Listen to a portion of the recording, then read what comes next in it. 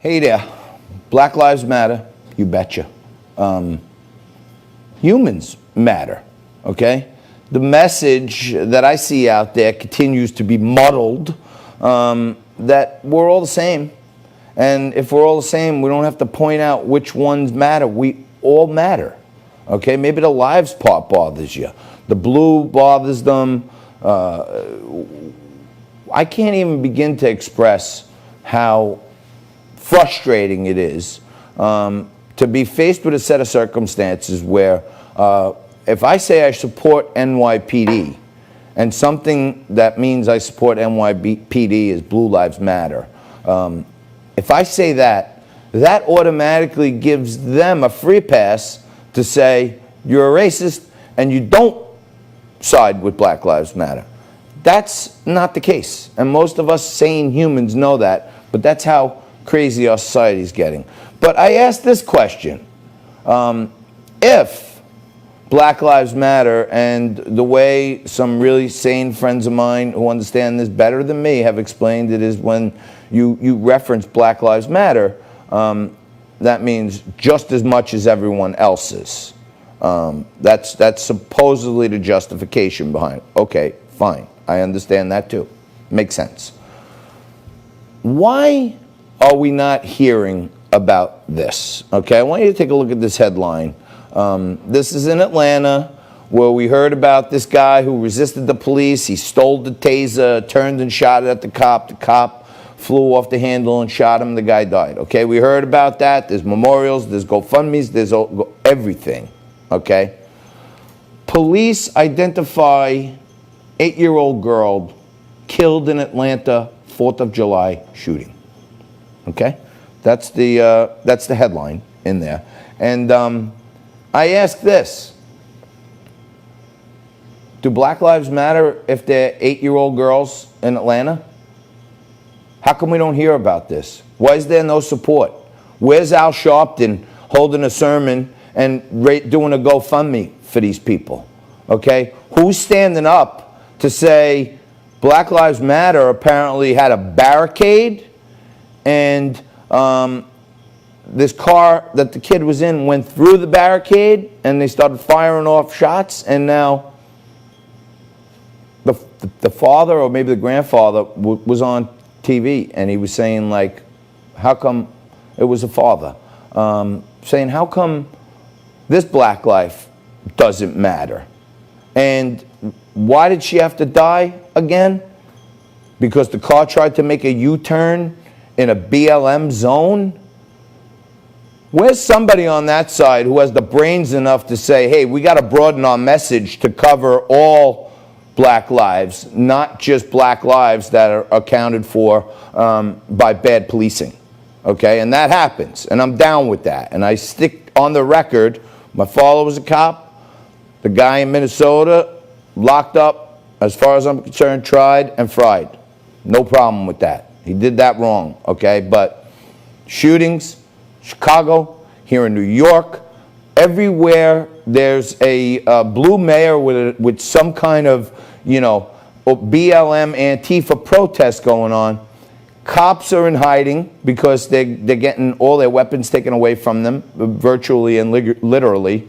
And also, they feel no support, no morale. And a little later on in the show, my buddy Scott Lebedo is going to be here in an hour or two. He's holding a rally tomorrow night to support police, not anti-BLM, support police. And it's going to be called Boost the Blue. And Boost the Blue, for all you haters who attack me and send me all these, you know, back of the envelope notes on my direct messenger, supporting the blue, Boost the Blue, does not mean anti-BLM. It means the cops' morale is beat to hell, and they need a boost. They need to know that some people in all communities support them and back the good ones. So Alexandria Ocasio-Cortez and company who want to defund the police, go defund something else. Go build a windmill. You know, go past the Green New Deal, plant some seeds out there in the Bronx and Queens, or wherever you come from, or Westchester, where you originally came from. Leave us alone, okay? If you want to support police who keep us safe, I can tell you this. It's really a crock that blue means something bad, because no matter who I talk to, I ask a remedial question. You're somewhere in the world and you are feeling threatened or endangered or cornered or trapped or in peril. And from afar, you see coming towards you NYPD blue. Let me tell you something. I don't care what color you are, what race you are, what sex you're identifying as today. Those cops are coming to your aid no matter what. And 99.9% of the sane people I know will breathe a little sigh of relief and say, whew, they're here to help. So maybe we should reconsider the blue being such a horrible thing, because those men and women, and by the way, here in New York, the police department is 51% minority, so the minority is the majority. So why are they the bad guys? They're the good guys and girls, 99.9% of them. So in any event, could we have a picture of the little kid again, Nico? Because it's really disgusting, if you ask me. That's a little 8-year-old kid who, by any measure, has been reported in all sources, all places, and reported by her own dad. She's African American, and she was shot for a car she was in going through the Black Lives Matter protest area to make a U-turn. And a family is without their 8-year-old, a black family, might I add, and their 8-year-old child is gone, never to be seen again. And where's the justice? No justice, no peace, is what the good Reverend Sharpton has got everybody out there screaming. You know, pigs in blankets, fry the pigs.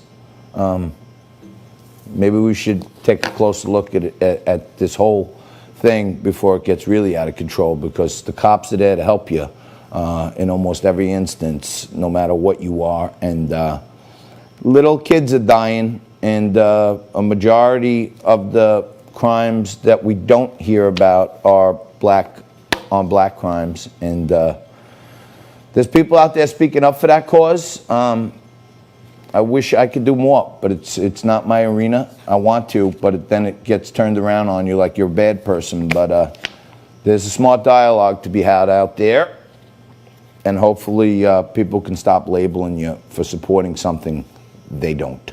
We're all together now, and we're going to take a quick break right here. I got some great videos. I got a great video of Nancy Pelosi celebrating this weekend at her 4th of July party. I'm going to show that to you a little bit later in hour one here. But right after this, Tisha Powell, who is a nationally acclaimed attorney, author of the book Trump Must Win, is going to join us. And she is going to give us all you need to know about what's going on in Atlanta and what's going on in our crazy country from her great legal perspective. More Liquid Lunch with Tisha Powell right after this.